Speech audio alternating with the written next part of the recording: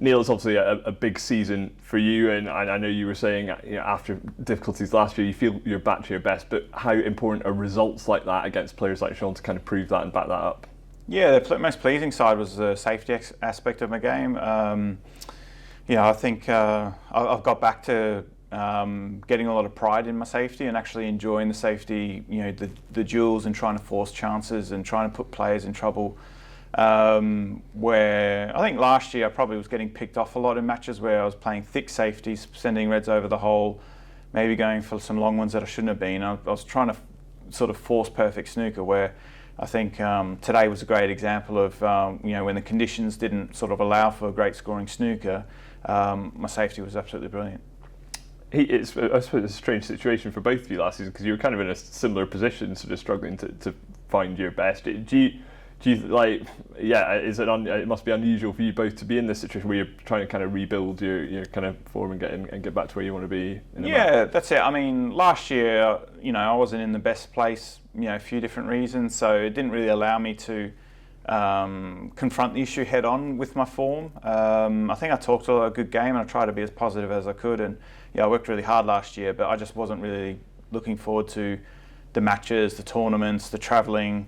Whereas this year it's a completely different mindset where I can't wait to play, and I think when you're in that mode, when you get out there and you're in the zone, you don't really care what your ranking is. You're just looking forward to playing matches. So I'm fully aware of where I'm ranked and everything, but there's nothing I can do about it now. I just need to keep sort of playing matches and then see where it sort of leads up. So that's just the main thing. I'm enjoying the game again. I've got a lot of pride in my safety play now, which I've been really pleased with here and in Saudi.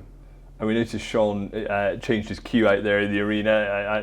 I know you were saying that's something you kind of can't understand, how obviously snooker is a sport where condition, people might not know if they're the layman, but conditions can vary, and actually that can come into play. Yeah, the conditions out there tonight was about as hard as it gets. Side was playing differently. The balls were acting off cushions. It was very hard work to get a lot of spin on the ball. And that's what Sean actually said to me after the match. He changed cues that was a bit more receptive to putting spin on the cue ball, and it seemed to show some improvements. But I think that my safety was really good and it didn't allow him many chances at all. So probably a match last year I probably would have been with him in trying to force things, but this year it's completely different. So really pleasing performance up.